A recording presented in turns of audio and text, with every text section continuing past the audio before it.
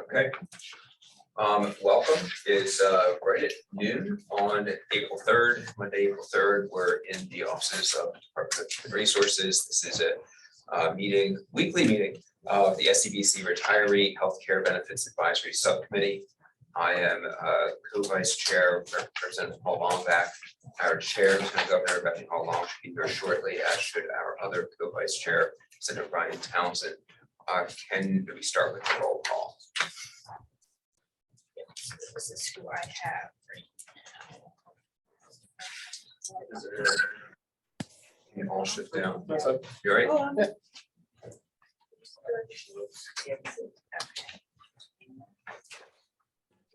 Only two of us have spilled over.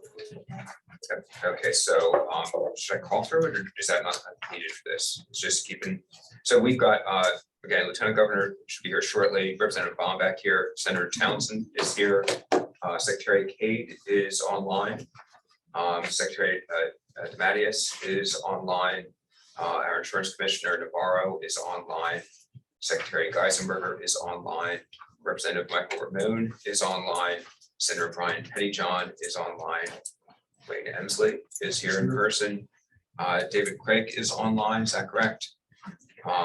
Jeff Tashner is online, Michael Legato is online,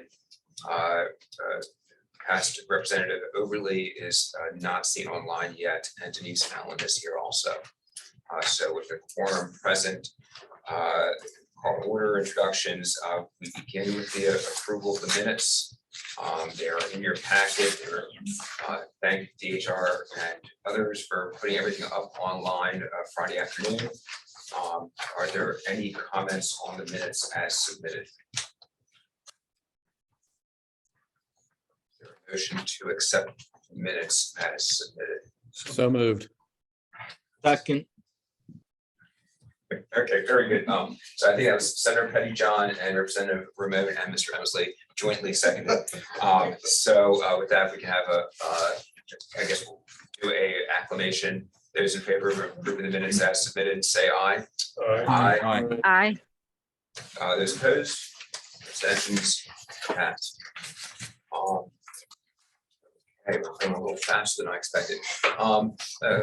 Senator Townsend, do you have any opening comments you wish to share? I'm at the front desk, you can hear, I guess it's maybe on microphone or something like a speaker, and I already heard you kicking off the meeting. I thought, oh, God help us. So I have no comments Other than that. Lieutenant Governor is here very shortly, and the world has not ended yet. So congratulations. There we go. There we go. So how about if we begin with presentation materials? Is that from WTW? Yes, Okay, and yes, and introduce who is starting up. and Representative, if I may, before Please. we begin the presentation, would you and Senator Townsend be amenable to us walking through the presentation and then holding questions from subcommittee members until the end of the presentation? I think that's very good. Our hope, what do we say? We want to do get through number 3 by 12:30. Number 4 by 1, discussion from 1 to 1:30. These are our guideline timeframes, and we find it's most helpful if we can sort of go just straight through, gather your questions at the end of the presentation, raise the questions, move on to the next agenda item. Is that Perfect. the format? Perfect. Perfect. So with that said, I'd like to introduce Jacqueline Iglesias, our lead consultant with Willis Towers Watson. She's going to lead in today's presentation with regards to agenda item number 3, individual Medicare marketplace and Medicville. Thank you. We'll let Jacqueline and the team walk through the presentation, and then we'll open up to questions from subcommittee members. Jacqueline, go ahead and take it away. Thank you and good afternoon, everyone. So for today's discussion, we'll spend some time talking about the marketplace of individual plans available to Medicare eligible individuals, which is referenced here as the individual Medicare marketplace, and answer some questions that have come up in prior meetings about how the cost of various plans available on the marketplace compare with Medicville. So with that, Carol, if we could please flip to slide 4. So we'll start with a brief overview of Medicare. which you'll hear referred to as traditional Medicare or original Medicare, which includes Part A and Part B. So Part A pays for most of the cost of inpatient hospital stays after a deductible paid for by the Medicare beneficiary. And Part B covers about 80% of the cost of outpatient services, including physician services, diagnostic testing, and lab services. There's also an annual deductible for Part B services that, again, the Medicare beneficiary would pay. Part C is called Medicare Advantage. So this is different from traditional Medicare, but it combines Part A and B from traditional Medicare. Plus, it also usually includes Part D drug coverage, which we'll get into in just a moment. So for Medicare Advantage or Medicare Part C, there is usually a local provider network that is not available in all geographies. And this is typical of most individual Medicare plans available in the public market. But some employer-sponsored group Medicare Advantage plans do include national provider networks. Part D provides prescription drug coverage, which again is separate from original Medicare and is an optional program that went into effect in 2006 to help Medicare beneficiaries pay for self-administered prescription drugs. Now, when we talk about Medigap plans, these are Medicare supplemental insurance that can help fill gaps in coverage not paid for by original Medicare. And this includes things like co-payments, deductibles, and coinsurance. In order to obtain Medigap coverage, a Medicare beneficiary must also enroll in Parts A and B and pay the monthly Part B premium, in addition to paying a monthly premium for their Medigap policy. CMS, the Centers for Medicare and Medicaid Services, have established standardized plan designs for Medigap policies to make it easier for consumers to shop for and compare plans. And these are designated by a plan letter, such as Plan A. There are 8 Medigap plans that are available to all individuals newly eligible for Medicare, and that's what we've listed here, starting with plans A, B, D, etc. There are 2 additional Medigap plans, plans C and F, and that includes a high deductible version of Plan F that are only available to individuals who became Medicare eligible before January 1 of 2020. This restriction was put in place by the Medicare Access and CHIP Reauthorization Act of 2015, which restricted any individual Medigap plan sold to Medicare beneficiaries on the public marketplace from covering the Part B deductible, which is covered by plans C and F. However, individuals who were Medicare eligible before January 1, 2020 can still purchase plans C and F even today. Finally, Medigap plans F and G most closely match Delaware's Special Medic-Fill plan. So if we move on to slide 5, one of the questions that has come up in prior discussions is around whether an employer or a plan sponsor can provide subsidized access to individual marketplace plans.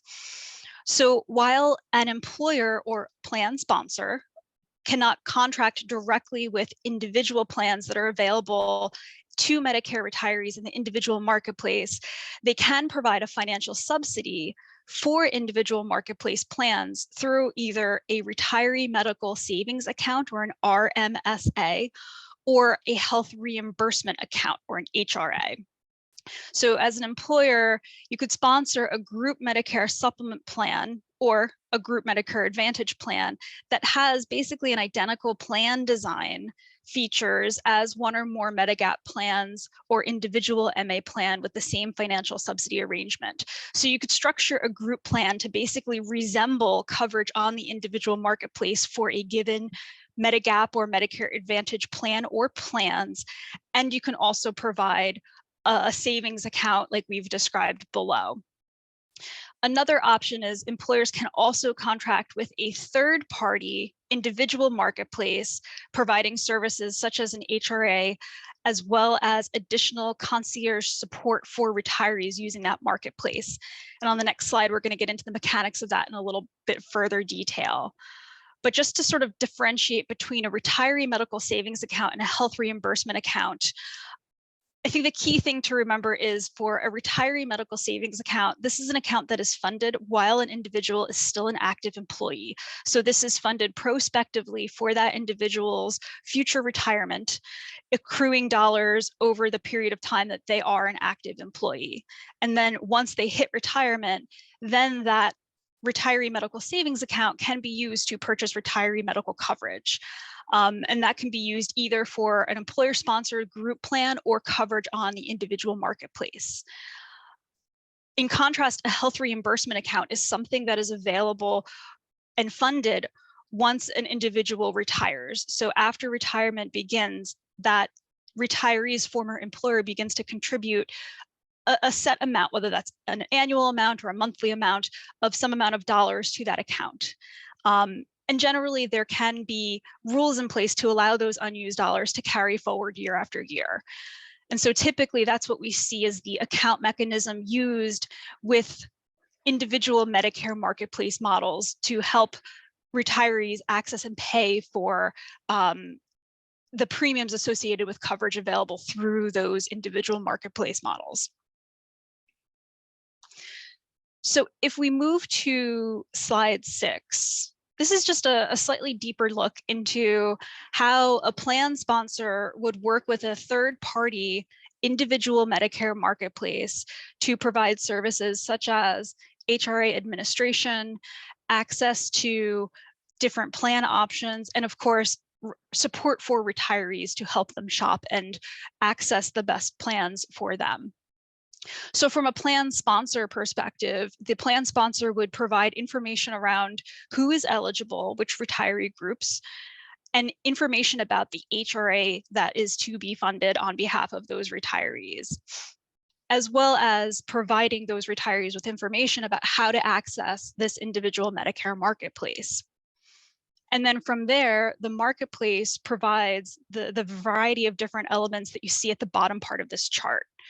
So this includes offering support to retirees, both telephonic and online, so that retirees have the ability to learn about the different plan options available to them, have a resource to help them pick the best plans that would fit for them based on their current providers, based on their budget and cost parameters, and also provides support with answering questions as the retiree is shopping for coverage and is enrolled in a plan. The retiree can then select different types of coverage and plans available to them, and that would include Medicare supplement, prescription drug plans, and Medicare Advantage plans with an RX component as well. Oftentimes we see there are also supplemental health insurance options available as well on these individual Medicare marketplaces. And then finally, the marketplace vendor would be responsible for HRA administration. So providing the account and the reimbursement method to allow the retiree to reimburse themselves for eligible expenses, which can be defined as premiums, deductibles, and other expenses available for the retiree through the plans offered. Moving on to slide 7, and this just gets into a little bit further level of detail around the employer or the plan sponsor's role in administering both a group plan as well as this individual Medicare marketplace approach.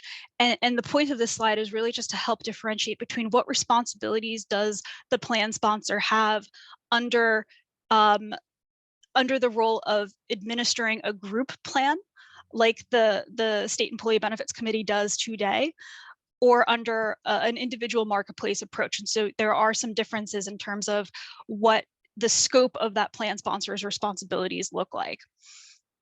For instance, in terms of managing the different insurance carriers that provide benefits and coverage to retirees, the plan sponsor under a group plan would be responsible for contracting with various medical carriers, pharmacy benefit managers, and the like, as well as managing the renewals each year as plan coverage renews and prices change, as well as various considerations related to plan design and coverage.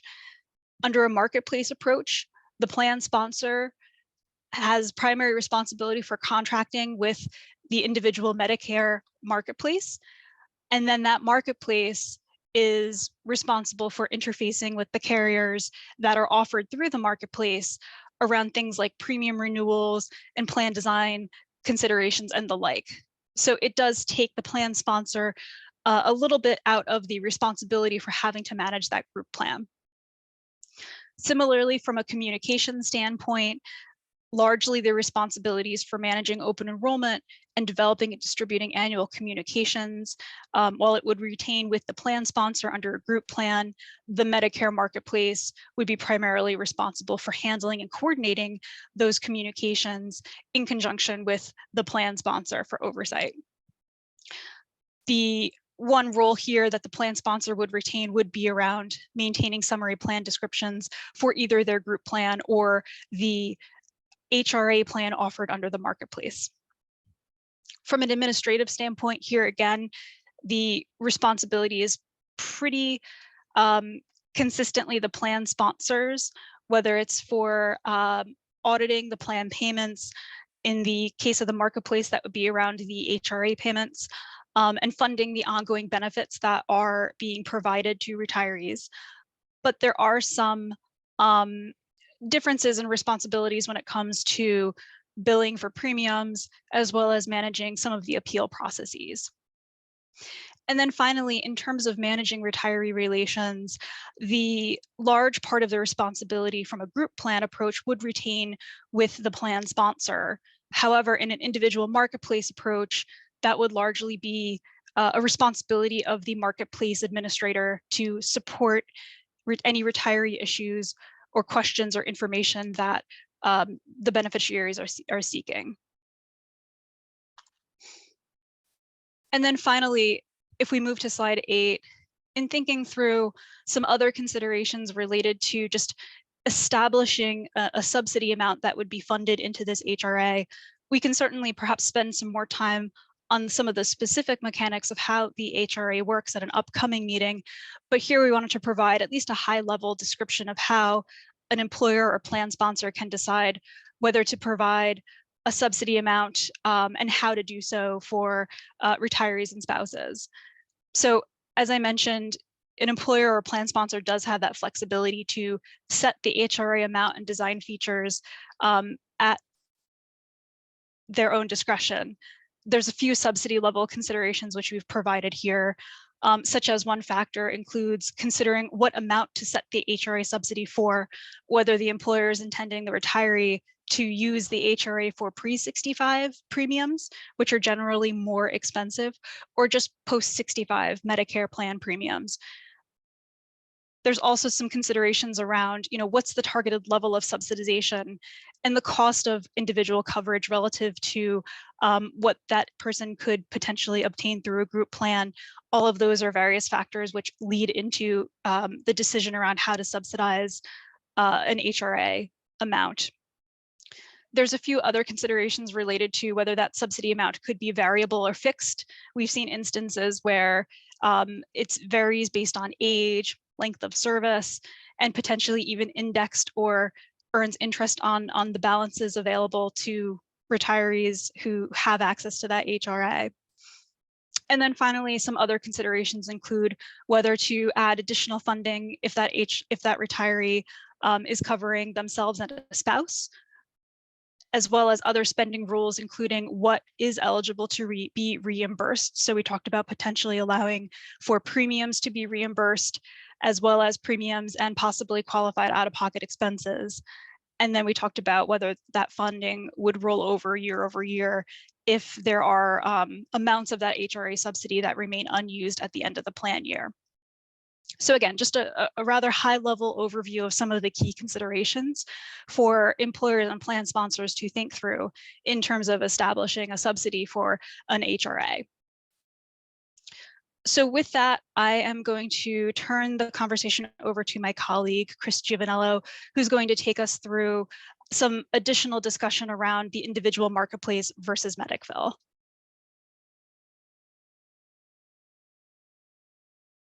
We have around 10 minutes or so, just keeping on time. Thank you. So are we gonna ask questions when Chris is done, or can I ask a question of Jacqueline? Probably when he's done, Commissioner, I know you have to leave early. If you don't mind holding, we'll have him finish. How's that? That's fine, thank you. Thumbs up? All right, thanks.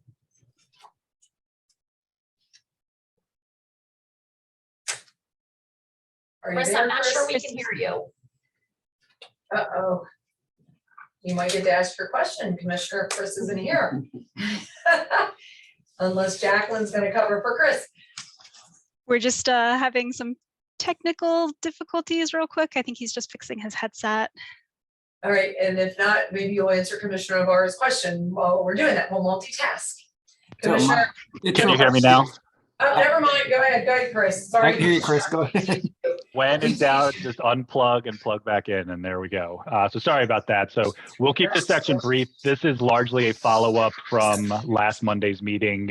If we jump ahead to slide 10, Carol, we wanted to just revisit the conversation around what would a retiree in the individual Medicare marketplace be expected to pay for coverage relative to what they're paying today for the Medicville plan.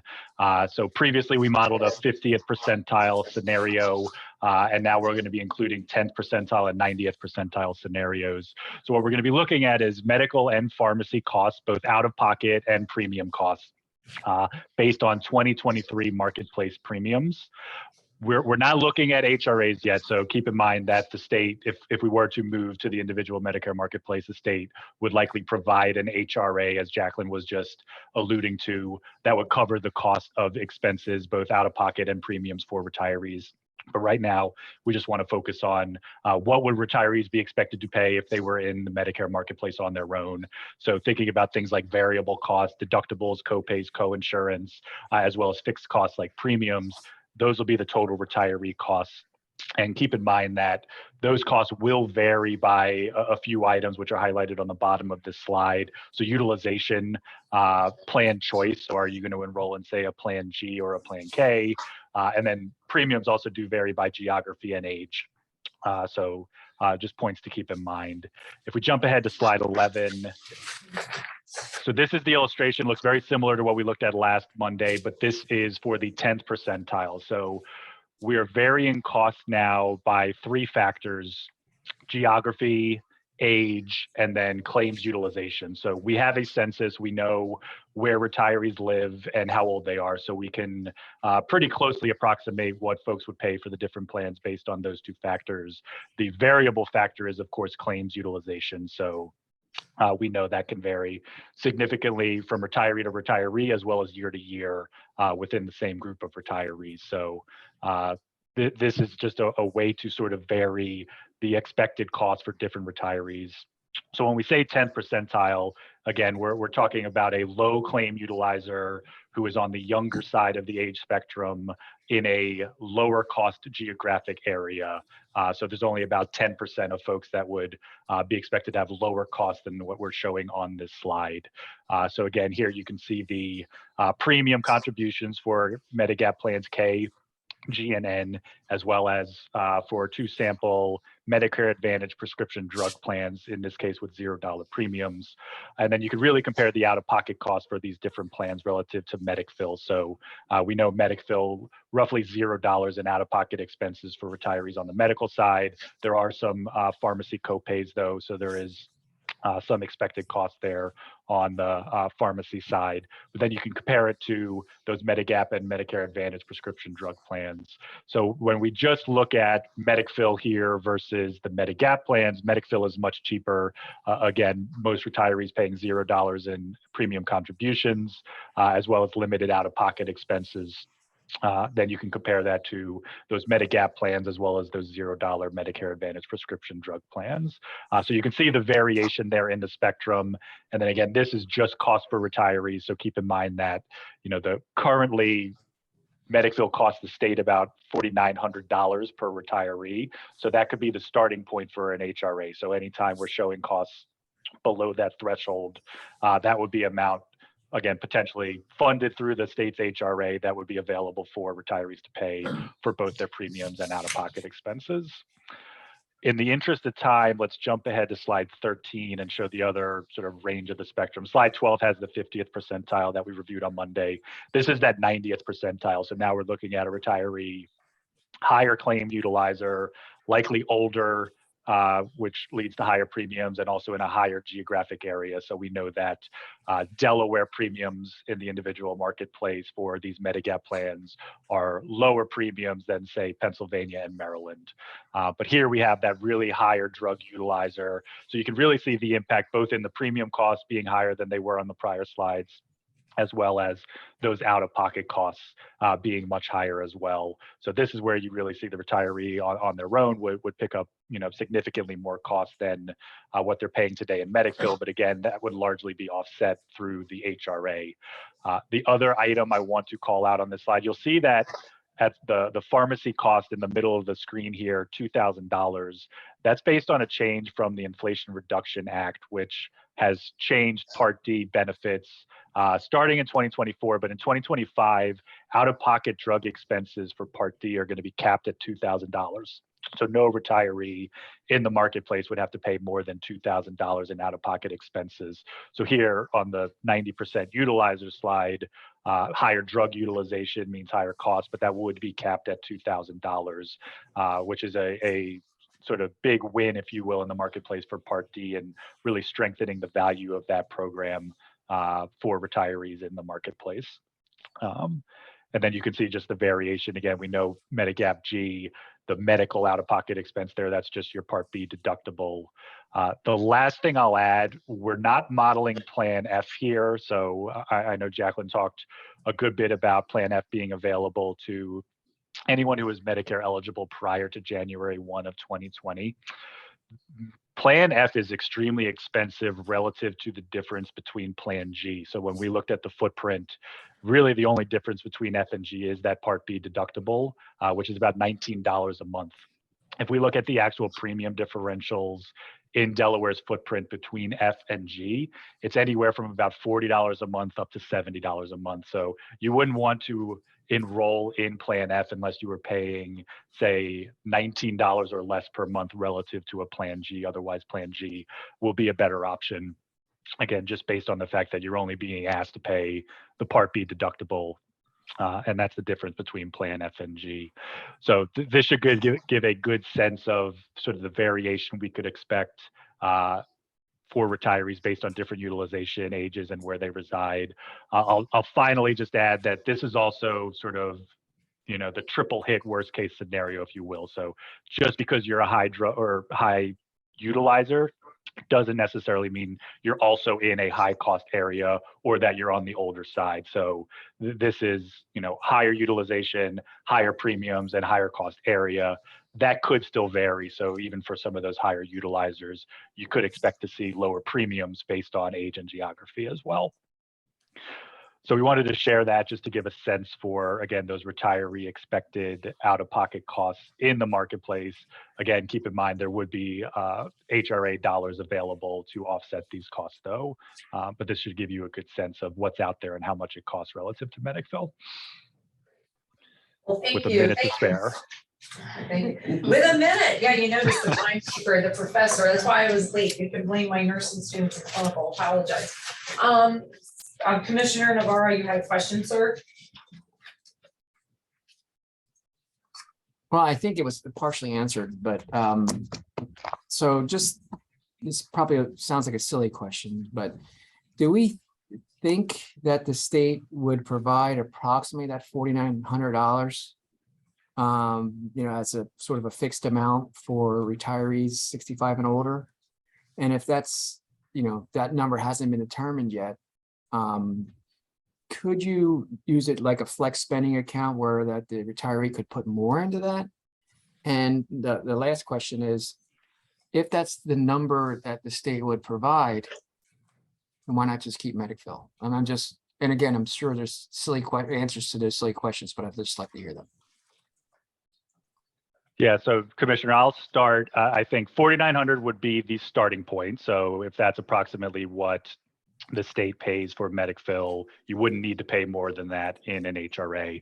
Part of the analysis that we have not gotten into yet looks at what are reasonable amounts for the HRA to secure the most winners on the retiree side. So if you offered a $4,900 HRA, I think 100% of retirees would be better off in the individual Medicare marketplace. We can also look at what if we looked at $4,500, that saves the state $400 per retiree.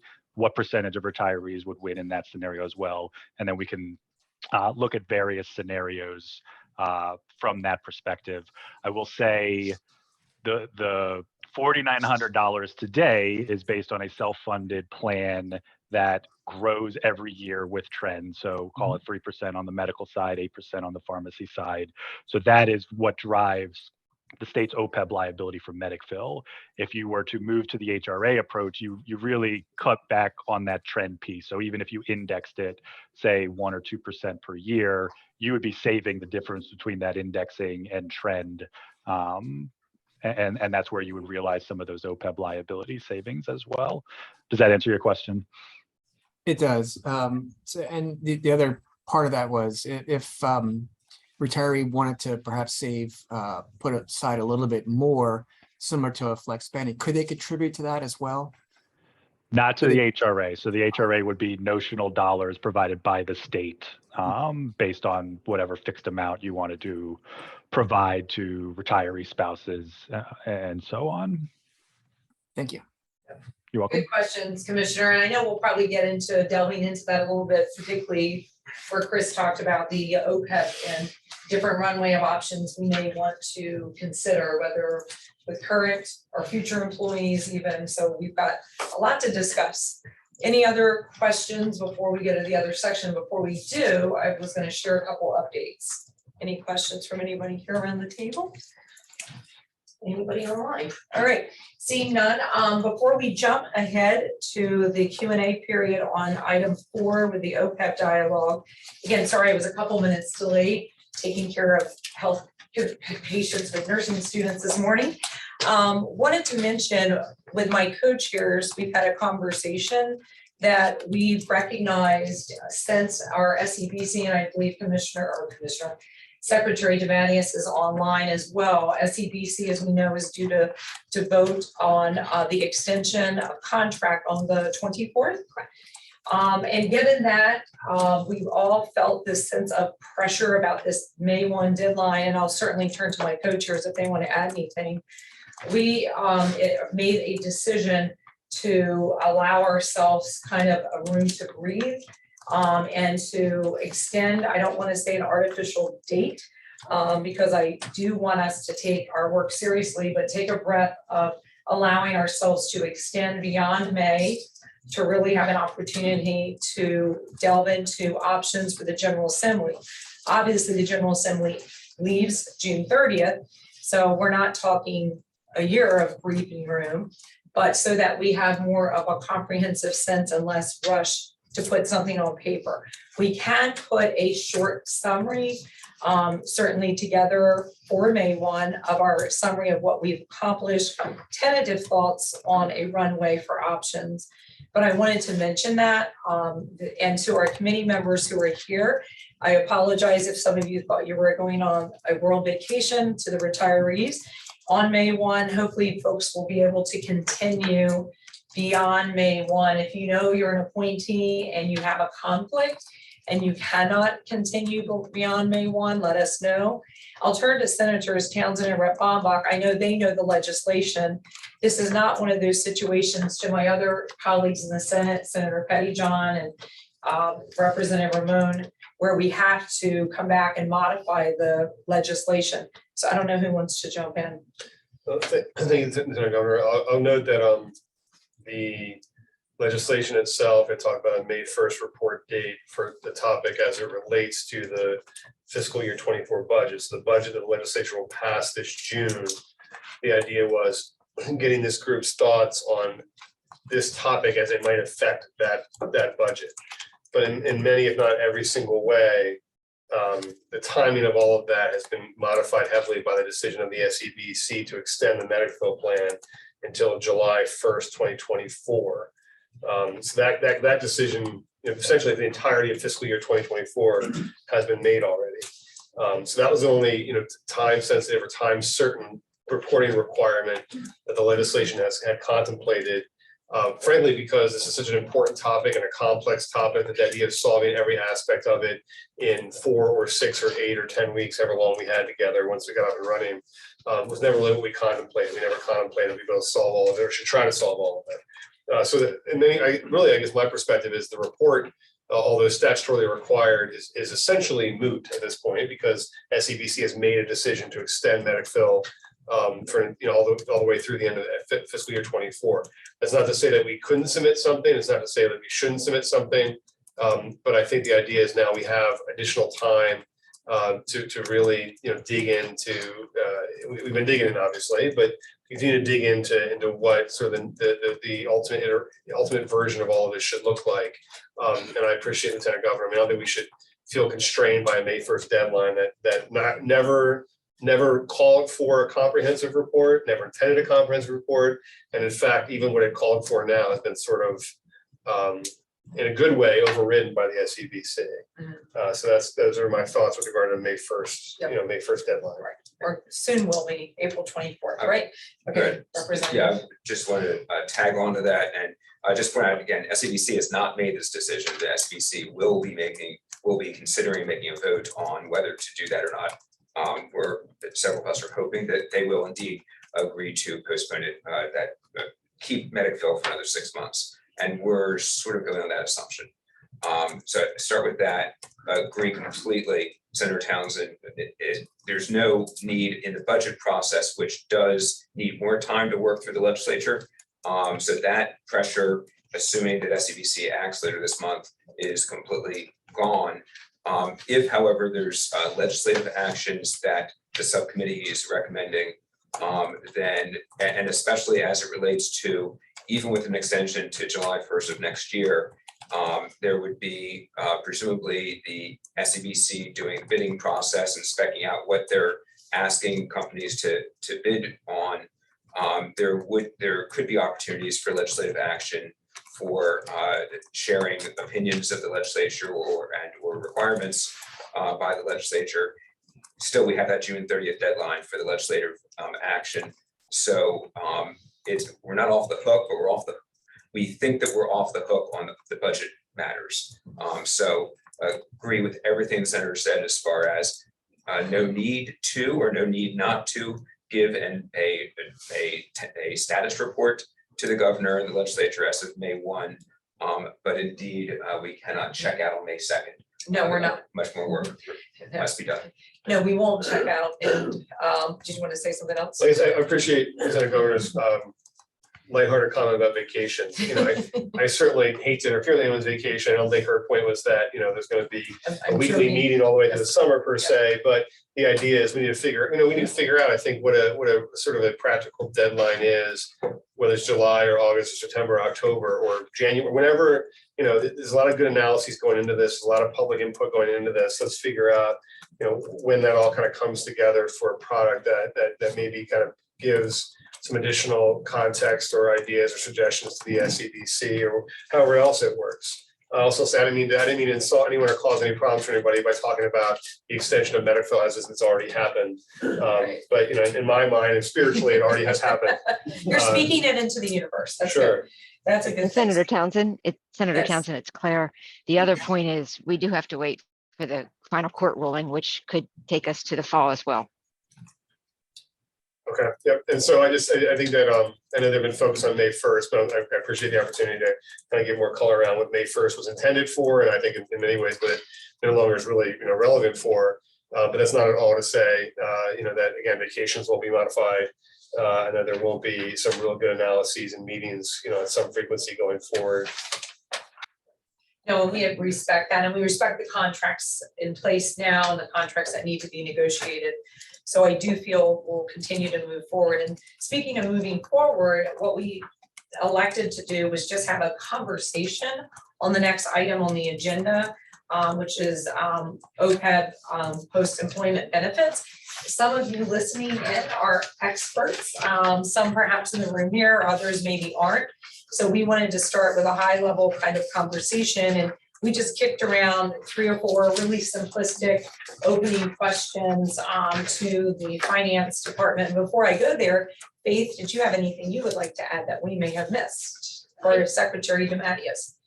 I do not. I appreciate the opportunity, but I think We're that okay? is a great segue All into right. perhaps opening the conversation with Secretary. That's because you're the ones that live and eat and breathe the contracts. Want to make sure we are hearing on this speaking, that's for sure. So again, the goal would be to begin the OPEB dialogue. We all know the end game is great access for current and retirees to have the best healthcare in the state. We're gonna have a runway of options, hopefully, and we'll talk about that in the next agenda item. But to get there, some people need a little more cliff notes. And to those that some of these questions might be very repetitive, we apologize, but we wanted to take us back so we level set, have conversations, and then can get into more nuts and bolts with the data as we begin to price out options, look at choices. So is Secretary Geisinger here, or is his designee? Who do we have today? I'm here. Oh, there you are. Hello. Good afternoon. There's some slides you're gonna pull up. Yeah, well, we cheated a little bit and sent you 3 or 4 questions. Yes, I have. The intent is to answer those with us in a conversation, and then perhaps members here or members online, if they have some other beginning general questions. And so I know yours truly just wanted you to answer, what is OPEB and what does it mean? And again, for those in this room, this might be a little dry, hang in with us, but for those that's new information, I think it's important that we level set. No, I think this is great. And I think, I'm enthusiastic about what was just said about, this is a complex subject and it's not something we're going to have. Those who may have thought everything was going to be resolved by May 1st haven't, I think everybody's getting a sense of how complicated this is and complex this is, and we all need to level set. And it's a great opportunity to have that conversation. So if I can just ask for you to go forward to the next slide, which describes OPEB. First, it stands for other post-employment benefits. Other being other than pensions that public and private sector employers, nonprofit employers provide to their retired employees. Those things could include things beyond healthcare benefits. They could include life insurance. They could include disability insurance, legal services, pet insurance, you name it, could be offered beyond pensions. In the state of Delaware, when we talk about the OPEB and OPEB liability, we're talking about healthcare benefits only. The pension is a separate benefit.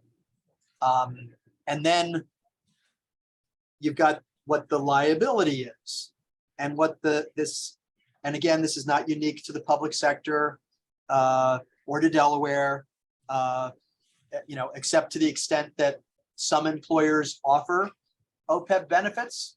Some do not offer OPEB benefits. Some offer these benefits as long as the full amount is of a premium is paid by the retiree. There's a lot of variability out there among different types of employers. The liability is a present value calculation, taking all the future healthcare benefits that are expected to be paid by an employer to and for on behalf of current and projected retirees and their eligible beneficiaries, and present valuing those dollars to today's dollars. So the actual costs in nominal dollars could be tens and tens of millions of dollars, but if you present value it today at some assumed interest rate, it comes to a lower number in today's dollars. And that's essentially what the OPEB liability is. And I see that at least one member already has their hand up. I think the insurance commissioner has their hand up, so. Just a quick question. It's where you mentioned the state of Delaware healthcare benefits only for the OPEB obligations. What about the $7,000 death benefit that's paid for many retirees? I don't know if that's still in effect, But I know when my mother passed away, she worked for the state for 30 some years. We received a $7,000 death benefit. To the best of my knowledge, that's not in the OPEB calculation, but David, do you know? For sure. That's a pension benefit, so it's funded through the pension plan. Thank you. So Rick, this is Representative Bomback. So can you talk to us about the actuaries, what they look at, and why they go from notional to present value, how many years they project out, and why they select those times and those numbers to look at? Sure. And again, this is level setting, and I apologize for people who already know some of this stuff, but I've been asked questions like, what is an actuary? So I'm going to start from the beginning. So an actuary, I looked up the dictionary definition. An actuary is a person who compiles and analyzes statistics and uses them to calculate insurance risks and premiums. These people, for those of you who may know actuaries, they take, I think, dozens and dozens and dozens of tests to become certified, to become actuaries. It takes, many of them, to become a full certified actuary. They don't reach that level till they're in their mid-30s. It's very intensive math, basically. And what kind of statistics are they looking at? Well, they're looking at, what goes into these calculations, whether it's the pension fund liability or the OPEB liability. It's lots of demographic assumptions. In the case of, in the pension, it's a little simpler because we know exactly what someone's pension benefit is going to be at the time they retire, versus a healthcare benefit where you've got to factor in medical cost inflation that was just referenced by the folks from WTW, as well as pharmacy cost inflation. You need to look at who is expected actuarially to vest in the benefit versus who may only partially vest in the benefit or may never fully vest in the benefit. You need to make assumptions about when people retire. You need to make assumptions about their, what share of the population will have spousal beneficiaries or other beneficiaries, both during pre-Medicare eligibility and as well as once they're eligible for Medicare. So you've got to look at, when you're looking at the long-term forecasts, not the current estimate of what our liability is, which only looks at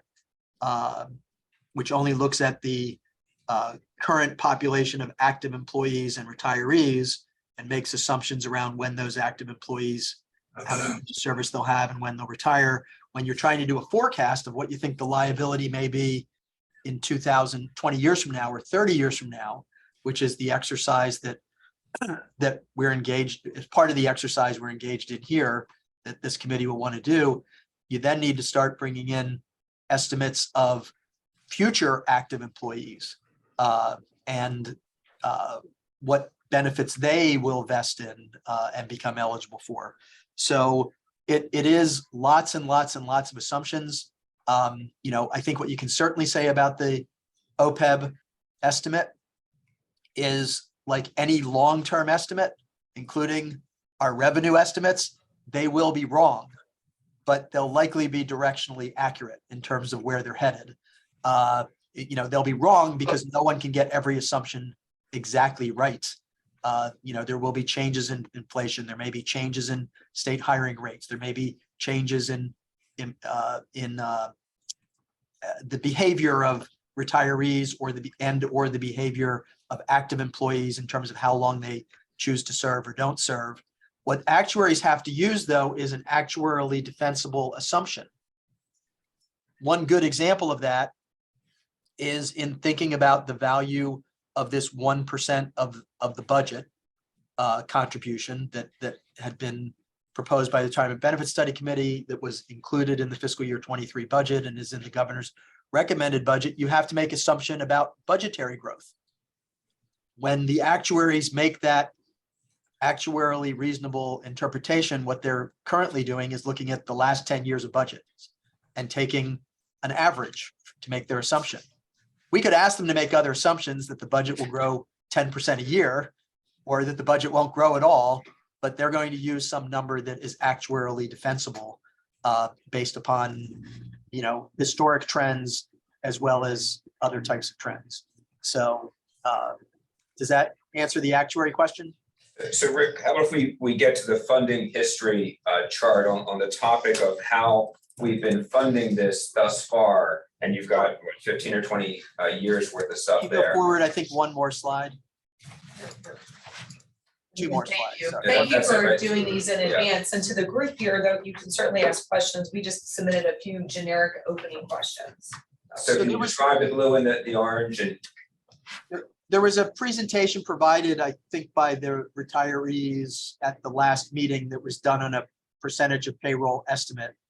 The purpose of this slide is to show from the beginning of time in terms of how the trust fund, you have the liability estimate, and then you have an estimate of if you're funding the liability, as we do with the pension plan in real time for active employees, then that trust fund grows and covers the liability over time. And what this chart tries to show is the very first year that there was any contribution into the OPEB trust fund was fiscal year 2002 on a percentage of payroll basis. You can see that it, there's no statutory requirement to do it. And in fiscal years 03, 04, and 05, there was de minimis funding at all. What you see in orange are one-time contributions. So there are times from time to time where there's been excess revenue and the legislature has decided to put, say, unclaimed property revenues into the trust fund. There was a year, I think in fiscal year 8, what you're looking at was there was I believe some significant surplus, and I'll let Dave Craig jump in because he'll be more familiar with than I am, but I believe there was some significant savings in the group health plan that were then put into the OPEB trust fund on a one-time basis that particular year. But as you can see, it wasn't sustainable into fiscal year 9, and in fiscal year 10 and 11, those contributions, I believe, were made based on extraordinary unclaimed property revenue that particular year. And then, as you can see, we went back to the payroll funding. Dave, do you want to jump in on your understanding of one-time contributions? Yeah, that's correct, Rick. As far as the years go through, definitely when there's zero, the state probably had some budget issues and so forth. But I'm glad to see, the last 2 years, the orange bars. That's what we need to help in this situation. Right. So I think the question is, I think what you can look at, maybe from fiscal year 12 to fiscal year 22, you can see that there has been some ongoing commitment to a percentage of payroll, although you can see the percentage of payroll number declined, after the state's $400 million budget deficit going into fiscal year 18. But there wasn't a sustainable approach to continuous and ongoing funding. And that's what this 1% is really about. And you can see what a huge difference it is. And it would be the largest contributions to the fund. And if you continue that over a long period of time, one of the things the actuaries get to assume when they're looking at the long-term liability is what's in the fund, and they can assume that it'll earn the same return as the pension fund. The pension fund assumes for its actuarial analysis a 7% return. So the more you can build up in that fund over time, obviously the better for the long-term net unfunded liability, especially if your goal is to get it down to the same levels that it is for the pension fund, which is, always working toward being fully funded. so Rick, your next slide looks at how the actuaries project where liabilities shoot. No, I think I was one further. No, back. this is the snapshot in time from the most recent report of the actuaries on the OPEB valuation. Do you want me to walk through this or skip to the next one? I think skip to the next one. Okay. And that one of the things that showed is that the difference in interest rates made Can you go back? $2 billion difference in there. And as you say, these are estimates, but interest rates changed dramatically last calendar year, and I believe that changed the discount rate. Correct. Go ahead. That's correct. So what would happen is if this were the pension fund, because a similar report is basically generated for the pension fund, you would assume that both the trust fund assets are going to grow 7%, and you would assume you would discount the liability by 7%. Because we're not funded, or we're only funded at about 6.5%, the actuarial rules require that you use what's called the 20-year bond buyer index, which is essentially a weighted average of all sorts of different types of bonds. And that interest rate was extraordinarily low at 2.16% when the analysis was done July 1st, 2021, which is the actuarial liability you see of 10.8 billion. And that interest rate was on July 1st, 2022 was 3.54%. If I had to guess, that interest rate is higher today. And the good news is that means our assets can also earn higher interest, But I don't know what the 3.54 is today. I imagine it's a little north of 4%. And that would bring the liability down as well. But until you reach a level where your assets start to much more closely mirror the liability, you're not going to be able to use what is really the gold standard, which is being able to use the investable interest rate, which would be something like 7%. And that obviously would bring down the liability very quickly. Not to zero, but to something much more sustainable. So Rick, on the next slide, you present the data broken into pre-retirees and Medicare, pre-Medicare and Medicare retirees. Correct.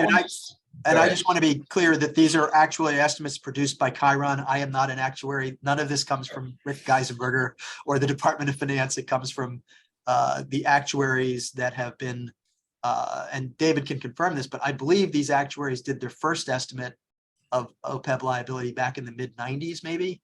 Yes. Because we knew it was coming, and then the requirement kicked in that you needed to begin to footnote this in your financial statements, just like pension fund liabilities. And then came the requirement more recently to actually book it on your balance sheet of your financial statements. So it shows up like just like the pension fund liability, that's the unfunded portion of the pension fund liability, as well as our regular debt for borrowing for schools and other types of construction. So the first column shows you what the liability is today, a snapshot in time, looking at all currently active employees and all retirees. For the retirees, we know what they vested in. For the non-retirees, there's estimates of what they will vest in. Obviously, some active employees will never vest. Some will vest in a partial benefit. At 10 years, they can, as I understand, they can actually buy in at 100% of the imputed premium, I believe, into the plan, and they'll get what's called an implicit subsidy or an implied subsidy, because they probably couldn't buy such an attractive plan in their 50s or early 60s, even if they're not retired, at these rates. And then in 15 years, you vest in the 50% state share, 17 and a half years at 17 and a half, and 20 years at 100% of the state share. But so the first column is just breaks it into, in the upper section, you'll see how much of that $8.9 billion liability is expected to be during the period that people are earning a pre-Medicare benefit, and how much of the liability during a person's lifetime where they'll be earning a Medicare-based benefit. As you can see, the Medicare number is bigger, not surprisingly, because a lot of people who retire, I think pretty much the earliest people retire might be age 48. When they have 30 years of state service, they become eligible to retire. And at that point, they become eligible for the pre-Medicare benefit, and they'd have it for 17 years. But that's not the typical retiree. Typical retiree tends to be, more so in their 50s, or maybe not till they're 60 or 62, maybe not till they're 65. So that's, and then if you go down to the second section, again, snapshot in time, breaking up those costs, breaking up the liability between how much is people who were still active employees as of July 1st, 2022, and those who had already retired. Obviously, some of those retirees are getting a pre-Medicare benefit. Some of them are getting a Medicare benefit. And among the actives, that number would similarly break down into an estimate of how much of that is when people are 65 and how much below 65. So that's the first column. Before I go on to the second column, I'll ask if there's any questions about the first column.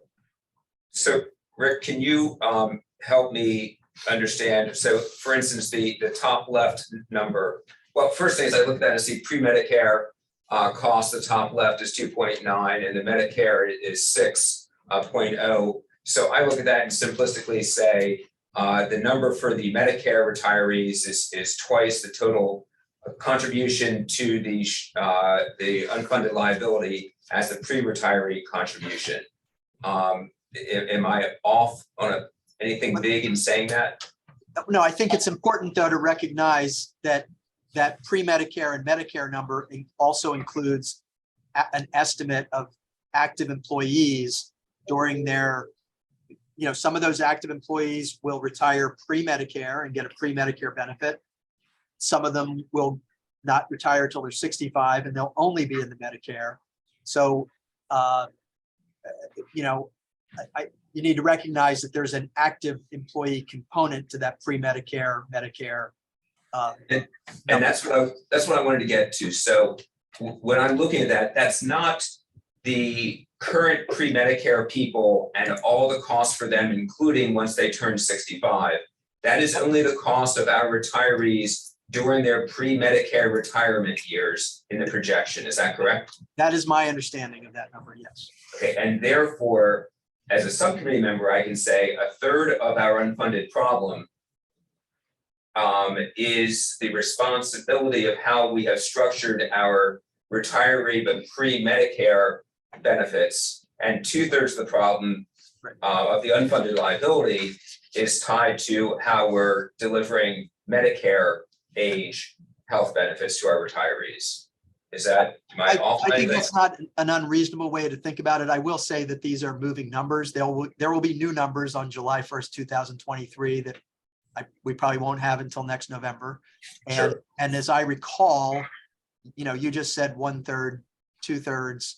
I believe that number was 30% when we took that snapshot like a year or two ago. So it can be a moving number, but Order of magnitude, that's in there. Okay, thank you. That I love that piece of information. I love numbers, and I love those two numbers, so I can look at them and say we need to be looking at the policy for the pre-retiree, the pre-Medicare, and we need to be looking at the policy for the Medicare age ones. right. And again, that number is the discounted value of all the costs. So all of the costs for that population that exists today, I don't know what it is, 10, 20, 30 billion dollars, but if you discount it at that 3.5%, in today's dollars, it's $8.9 billion. Yep. And okay, so, and then, that's the liability. And then the assets that were in the fund on that date were 583 million. So your unfunded liability is the 8.3. And then down below, again, it breaks it out between, how much of this is people who are currently active. It doesn't include, that first column doesn't include any new actives. It only includes the people who are active as of July 1st, 2022, based on actuarial assumptions around whether they would vest, wouldn't vest, and to what extent they would vest. Where the retiree number only includes those people who retired as of that date. Hey, question on under the assets calculation. Does it factor in the 1% set aside of the operating budget, or is it solely related to the personnel allocation? So in column, well, in neither column 1 or column 2, I should have mentioned the bullet after the estimated growth. It says, assuming no changes in plan design, eligibility, or funding, which means assuming a continued 0.36% of payroll, which we've demonstrated over, almost a decade that the state's committed to doing that. But the 1% of the budget only exists in an executive order. So my guess is if you made that statutory, well, not my guess, but if you made that statutory and required that there be that level of contribution, You'd have a drastic probably impact. within a year or two, once the legislature demonstrates that they're not going to waive that requirement, the actuary would give you credit for it. Okay. So that could have a drastic impact on, Yeah, that could have a very significant impact. Anything that you change statutorily, whether it's the funding, plan design, eligibility, has very significant impacts on this liability. And again, I think Dave could probably confirm that the changes that were made in 2012 probably had a very significant impact on the actuarial liability calculation at that time when they added the 5% for people on Medicare and when they changed the eligibility from 10, 15, and 20 years to 15, 17 and a half. It had some impact. so just to clarify for credit, we will not get actuarial credit for the 1% unless it is statutory. I won't say that there's no way for that to happen. What I would say is it'll probably take you 10 years of demonstrating that you're committed to doing it outside the statute before you get the same credit you could get if you made it statutory. Gotcha. Thanks, Rick. Because they're giving us credit for the 0.36, even though that's not statutory. Right. Right. That's what They're only giving us credit for it because we've been consistent in doing it. But they're not going to give us credit for the 1% without it being statutory or showing over 5-10 years that we do for it. a period of time, right? Yeah. All right, we will keep So, going. so the second column, as you can see from the footnote there, the 2042 projections include actuarial estimates of new hires. So in order to try to answer the question of, well, how much might this liability grow to over time? The only way to answer that is to make assumptions about that we will continue to hire new state employees and teachers that are eligible for this program at the same rough rates that we currently do today. And so they are built into this forecast of what the liability can be expected to grow to. In addition, the assets grow by that 0.36% and the of payroll plus an assumed return of 7%. But for purposes of discounting, when you look at 2042, they're using the same 3.5% discount rate. Of course, at that moment in time in 2042, they're going to be looking at what are our costs in 2050, 60, 70, and 80 for retirees, assuming no changes at all and assuming the same rate of healthcare inflation, et cetera. So, it's a forecast. It's not, written in law. It's just an actuarial estimate, assuming no changes, using sound actuarial principles. Okay. Thank you. We'll keep moving on. Other Rick, that's the end of your slides, correct? Yes. Thank you. Great. And then I don't know if you want to open up to any other questions. This was again the beginning of the rollout of some generic background information. We recognize that obviously as we begin to get into our next agenda item, we'll start to talk about a vision perhaps of the summary and future steps. But before going there, are there questions? And if it's something super detailed, we'll probably have to take the conversation offline. Anyone here? Everyone here looks so alive, Rick. Thank you for that update. I think Bill has his hand up. Okay, Representative Overly, we'll get you. All right. You look more alive, sir. That's great. Go. Well, I'm above the grass. Oh, you said that, sir. Let me, I do have a number of questions, Madam Chair, but I'll submit those to you in writing rather than to take a lot of time. Okay, if you want to just state what some of those are, so we might have a thought process, but we won't answer them then, if you want to just state those out loud. Yeah, I had a question involving the Part D plans and how they would compare apples to apples versus what we have available through the state currently through the silver script coverage. I know there's a cost associated or laid out under 1 and 6, but I'd like to know whether the coverages are the same or equal to what we currently have. Okay, that's one question. What's your others? The other is I'd ask that we cost out Plan F, and I know we kind of blew right by that, but I would still like to see that costed out. I asked for that right after the last meeting that we had last week. Yes, you did. And I think there were a couple others that we haven't gotten into the details. I don't think this team had time to get into that yet, but they will. And I heard today, thanks to Chris and Jackie, talk about G as well, similar, and I don't know the answer to why they felt that way, but we got that question. What is your next question? And then I know Secretary Dematteis's hand is up, but go ahead, Representative Overley. That will suffice for now, Madam Chair. Thank you. All right, we'll get back in Secretary DeMatteis. My question was about the Part F as well. My understanding is that the Medicaid plan most commonly is similar to Part F, but Medicare CMS no longer allows that to be offered by an employer sponsored plan like ours is. So that if you were grandfathered in as an individual, and as an individual wanted to go out and buy Medicare Part F, and you are grandfathered in to the CMS date, whatever it was, born before X year, 1932, 1935, that you could get a Part F. But that if we as an SEBC were to put out another RFP for a state of Delaware employer sponsored Medicare plan, that we could not do it as a Part F, that is no longer acceptable to CMS. That's my understanding. And if that's right, I'd like to understand that. And if it's wrong, I'd like to understand that. Okay, very good. So we can put that out to WTW perhaps at our next conversation when we come back.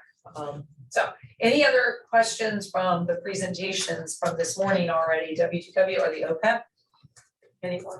No, just From the committee? Go ahead, Wayne. they mentioned that the rate for any of the Medigap plans is higher if you're in a high cost area.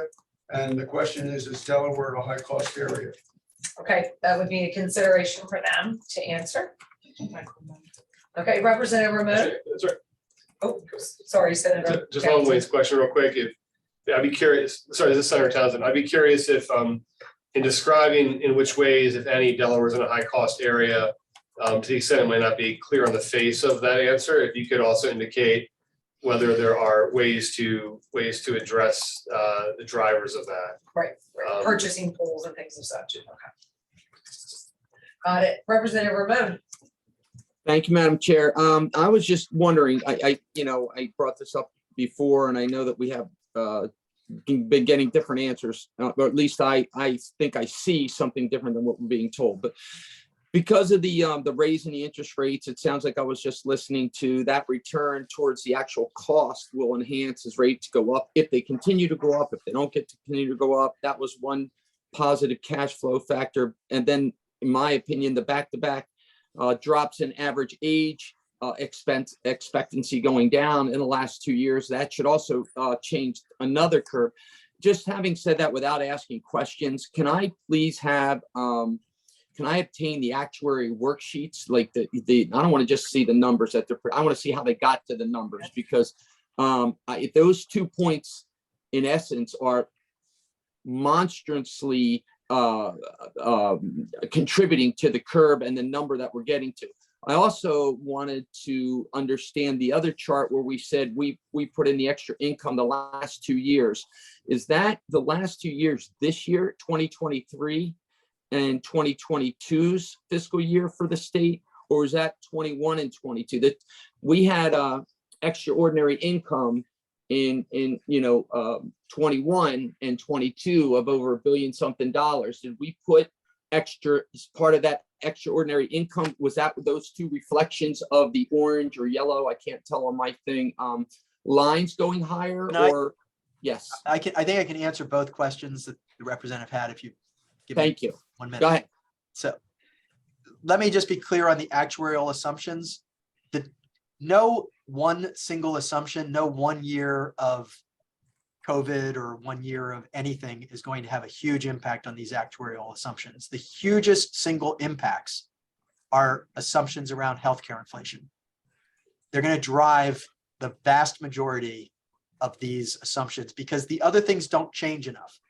You know, we might go from 22 years of average service to 23 years or to 21 years. We may have the average death rate go from an average life of 85 to 84, but they don't move in big increments. The biggest single thing is going to be inflation. I have been asked that question, and we will ask the actuary. I kind of joked around. I said maybe we should show the top 50 assumptions that go into these things because there's probably 50 or more, and maybe they could allocate them in percentages or something like that. That would be phenomenal. I'd be great. But I can tell you that the big one's going to be healthcare inflation. As far as the second, now I'm trying to remember what the other question you asked was. Was about we had the 2 years of extraordinary income, and I know we talked about putting money towards this. I don't remember if we did it both of those years, or was that second orange line this year's fiscal year? The first year it was put in was this year, fiscal year 23, the one we're in right now. And that contribution was made, I think, on around, it was enacted by the General Assembly on June 30th, but it couldn't occur until fiscal year 23. And then the second bar is just the governor's proposed budget. So none of that money's gone into it and won't unless the General Assembly approves the budget as drafted. So, Secretary, would there be an opportunity then if so the 2 years we had the extraordinary income and we had a lot of the COVID money and all the secondary forms of money, and I know most, if not all of it, is digested. I'm not sure if any kind of has comes back if it's not able to fall within the guidelines that it was allocated. Is there any way that portions of that money, especially since this is absolutely COVID related and a lot of what we're looking at, could still be plunked into that, or does that have to be handled in a different way? I'm almost certain that there was a determination that these dollars could not be used to reduce liabilities. Correct. Secretary, I was going to call Secretary DeMatteis. Yes. We do want to move on to other questions. I knew she would have the answer, having worked with the ARPA funds before and the other funds. So that part. So hopefully then Representative Ramon, if Secretary Geisenberger could work with you on some of the actuaries, because I know DHR does not have those capacities. Okay, thank you so much. I appreciate it. Got it. Anyone else? If not, we are going to move on. Anyone else? Okay. Thank you for letting us have the Cliff Notes version of OPEB. We will get into further detail. Moving on to agenda item number 5. Recall early when I started my conversation on the last 2 agenda items, talking about a slight delay, maybe a few weeks, or as Senator Townsend said, maybe a couple, 2 or 3 months. We'll come out with our final options and recommendations. But in the meantime, we can certainly have a preliminary summary if we so choose to do so. And now is the time to have open discussion with subcommittee members on doing so. And I know, Wayne, you were great and had a couple items, briefly you had started to talk about some thoughts before you were contemplating a little delay in timeline. And also just want to remind folks, it's wonderful that we live in the Zoom world and internet, emails, that we communicate. And just as a reminder, if we're circulating items that involve a group portion, we have to make sure those things are shared publicly just because of our rules. Senator Townsend, the attorney on the team here, my co-chair, always keeps us honest And we appreciate that, Senator. Thank you, Lieutenant Governor. I do not mind being looked at as not an attorney in certain moments. But sometimes it comes in handy, and we Sometimes it appreciate comes in that. handy. So he just reminded folks who were circulating a couple of thoughts or ideas, to check who's on there. If it's close to a quorum, we really need to share things publicly. So Wayne had some great thoughts and on some of his preliminary outline for possible report. We may or may not agree with everything on there. And honestly, I don't think everybody's even looked at what you had. So if you want to share some things you would share with group members, we'll start with you. Okay, thank you. When I looked over the materials that we were to cover this on today's meeting, I looked it over on Friday evening, late Friday evening. Very honestly, I thought that there would be on that material some sort of a rough draft of what the final, when I say final, May 1st report was to look like. It was not there, and so Saturday evening, I sat down in front of the computer and pounded out some ideas. My thinking here is that it is much easier to come to a conclusion, a good conclusion, if you start out with something in black and white. Even if at the end of the day, what you end up with looks nothing like what you started with, at least it gives you something hard and fast to work from. And so I pounded this out Saturday night. And we'll share this with the other members. We don't have to have you read it line by line, but it's high level summary, yeah. Right. I looked at it again Sunday morning, early Sunday morning, and then emailed it to the members of this committee and to Faith, and indicated there that if somebody else had a better idea, they were more than welcome to submit it. If they didn't, that I would, and so I'm doing so now. Great. So what we'll do is we'll take a little look at it. He's looking at a little skeleton overview, framework overview. If we choose to do a summary of some sort, we certainly can do so. And we'll take a look at everything. We may not get into the level where you get down to the recommendations, because I think that's something that will take a little more opportunity of dialogue. But thank you for doing that.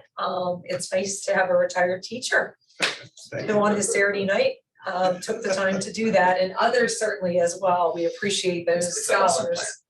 The scholars among us. It's a start. And we've heard from options, we've heard quite a few. We heard Representative Overly gave recommendations, and the visual person that I am, you see the linear line. We know we have the choices of options somewhere between do nothing and what that would cost to what it would cost for certain grandfathering, what it would go to the Medifill, all the way up to Medicare Advantage on the one end, which we've heard very loud and clear, people want choice. But I think in the middle there, whether it's HRAs and programs, we are going to have some need or feedback from this group, from the subcommittee, if there's certain items you absolutely want. W2W, the DHR team, and the other team who's dealing with OPEB consultant, right? I'm having a brain blank face.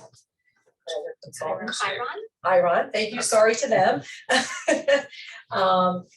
We certainly take thoughts now and suggestions. So I don't know if we have thoughts in the room from subcommittee. Go ahead, co-chair. Can I ask Faith and Kristen, you have collected an incredible list from subcommittee members of, I'd be kind of interested in this, and this, and this, and this, and this, and we've refined it and trying to get the highest priority stuff, and that's what, yes, last week's and this presentations have been answering those questions we raised. Are there other questions that are in the mix that aren't yet out of the pipeline that we expect to hear from, as far as getting more feedback of what's the implications of it? We've today looked at HRA and using a marketplace approach versus a self-funded Medifill. We've heard that well. Are there other things that we're expecting to get answers and presentations for the next meeting or two on that list? I believe the majority of the questions that we've collected through last Monday's meeting have been either addressed in presentations or provided in supplemental material that wasn't directly reviewed, but the committee has that and it will be posted as well online. So I know there's the question about increasing from 1% as being one that yes, has been requested and we don't have yet. That is correct. Okay. And then there was a question from Mr. Brigado about salaries for retirees. And I think we have some information we're going to be able to share with the group on that. And so we have, and so for subcommittee members, again, we're just making sure we have the key areas of analyses that you would like to see occur that are realistic. We're not trying to kill the teams here. They are working extra hours and long, but what we can begin to, as Senator Townsend alluded to earlier, realistically have solid options. And if there should be the need of something coming up that we have to have the General Assembly by June 30, we certainly would need to have that raised sooner than later. So, go ahead. Jeff, go ahead, sir, the DSEA. Thank you, Lieutenant Governor. We've talked a lot about Medicare Part F, but I don't recall hearing the number or percentage of current retirees in the Medicare eligible population that would be eligible for Part F. And I believe they would have had to be eligible prior to January 1, 2020. So I think it would be helpful to know if we're going to consider anything around Part F. And I understand what Secretary DeBatti has said about, individuals going out on the marketplace as opposed to our ability to bid that, or maybe inability to do so. But it would be helpful to know, out of the current retiree population, how many could possibly be covered by Part F. And then I don't think we've heard, and I asked this before, I know we have historically bid the administration of the Medic-Fill gap coverage. In other words, we fund the claims, but we bid for a TPA, third-party administrator, to process. Have we ever bid the actual coverage itself?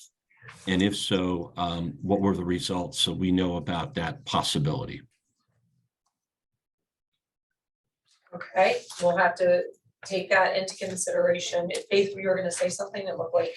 There was some follow-up in the supplemental materials on what was last bid in the RFP.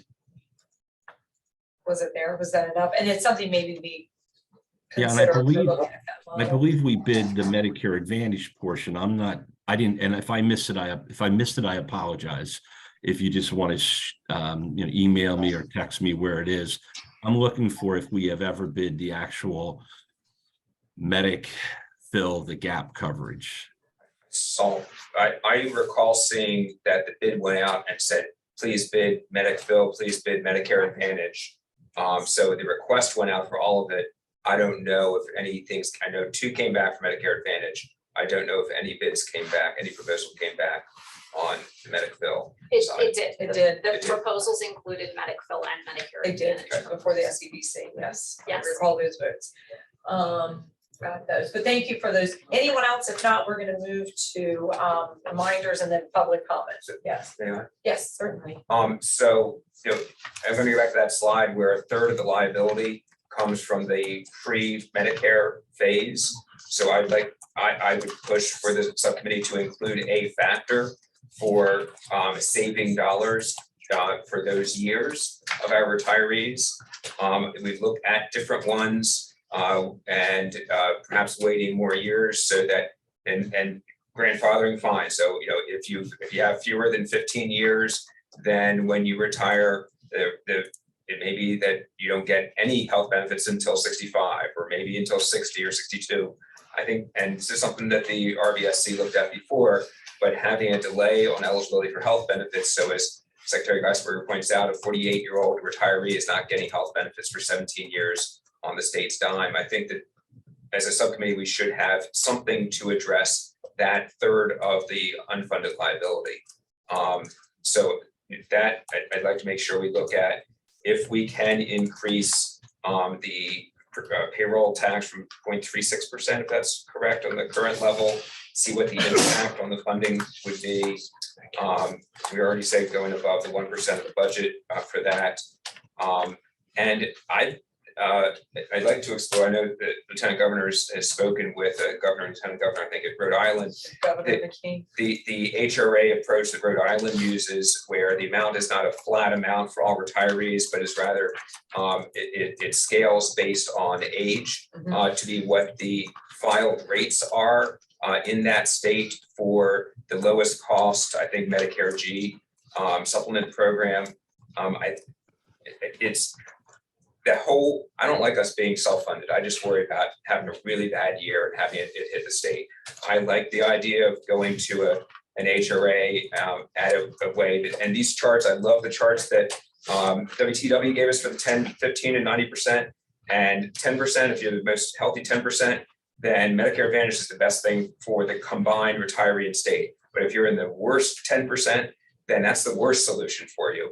And I like that HRA midpoint thing, and the Rhode Island approach and having a scalable amount of the HRA amount that's done by formula and in statute presumably, I think is well worth looking at, especially if it increases our funding percent.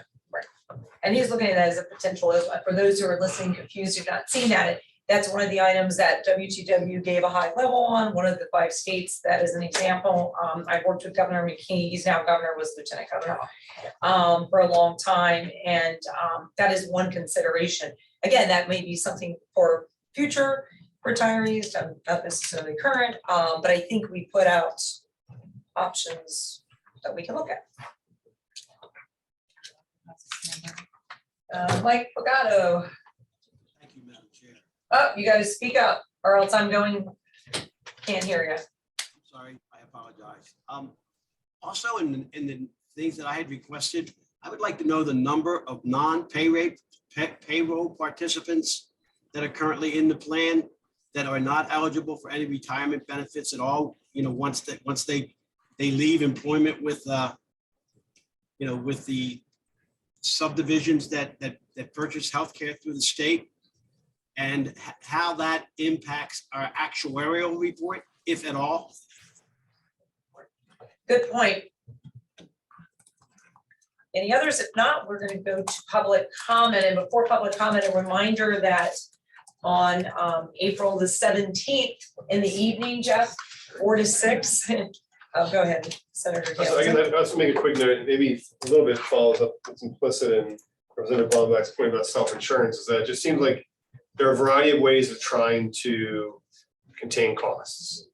And some of them could be like dramatic and harsh and to some extent inhumane, perhaps, but others could be very reasonable and effective. And I just think whether we get into it as a subcommittee or whether it's kind of baked into whatever options there might be, or I think that's a big part, I think, of what I like to see some build out on, if it makes sense, maybe it doesn't.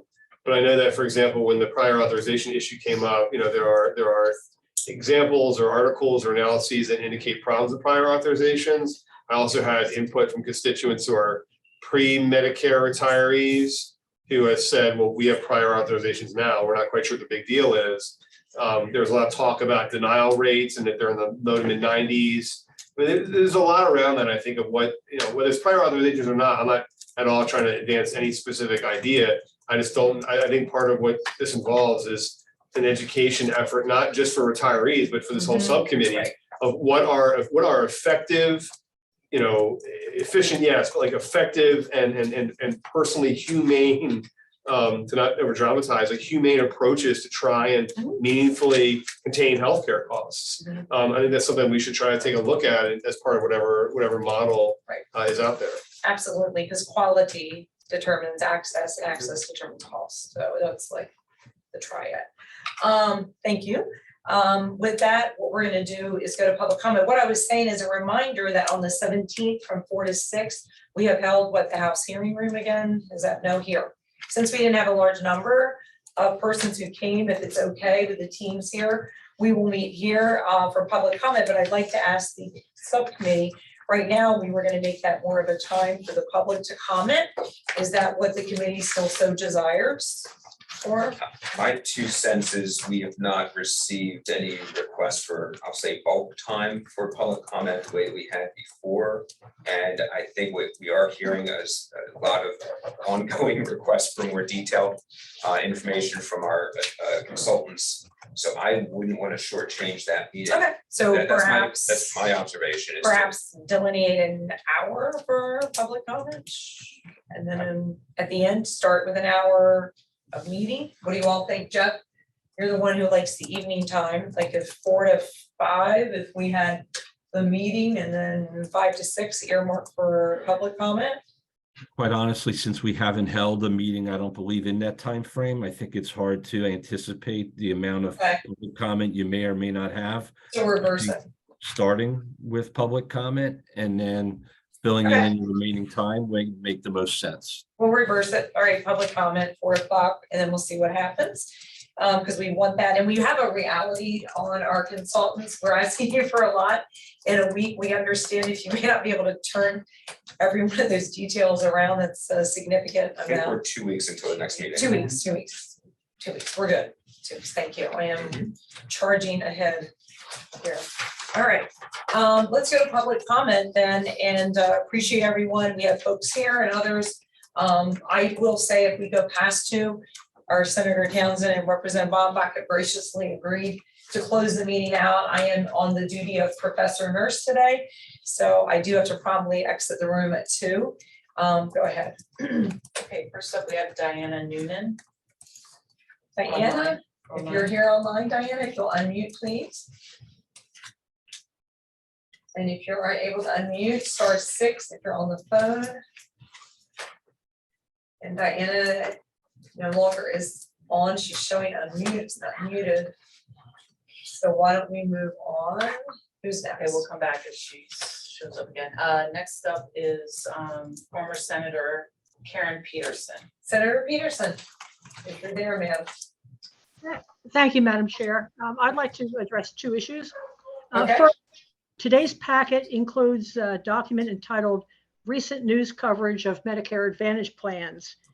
Prior to today's meeting, I emailed each of you a list of 39 additional articles on Medicare Advantage plans that cover issues other than the fact that employers are flocking to Medicare Advantage plans because they're so cheap. In fact, Delaware's plan would have been free.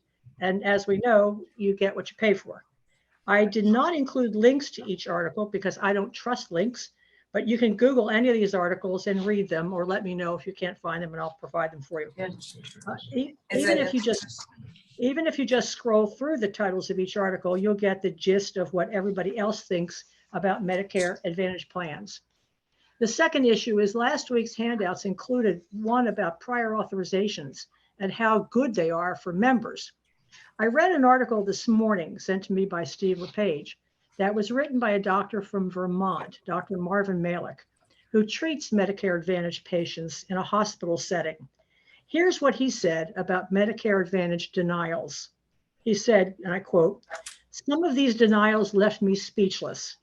A Medicare Advantage plan denied payment for an agitated, delirious woman whose spinal tap showed clear evidence of brain infection. The same occurred to an elderly patient with advanced dementia who had fallen and broken her shoulder and hip. Given her poor prognosis, the family opted for comfort care. Her Medicare Advantage plan wanted her discharged the same day she was admitted, offering to pay only if that care occurred at home. Her nearly 90-year-old husband could not possibly have cared for her at home." And that's the plan the state of Delaware wants for us. With regard to a question that Mr. Tashner asked just a little bit ago, was Medicfill bid the last time? I think the answer that was given was yes. Wasn't that RFP for a third-party administrator for Medicfill, or was it for an actual Medicfill policy? I think that might need clarification. I thank you for your time. No, very good point on the latter. And any materials that you don't see on our website, please let us know and make sure Faith, Carol, or Kristen, that we get that, Senator, so we can make sure that those are made available. Thank you. Try to keep up with those. Okay, Kristen, who's next? I'm gonna go back to Miss Diana Noonan to see. Diana Noonan, are you there, ma'am? She's able to. *6 if you're on the phone. She must have disconnected. Okay, well.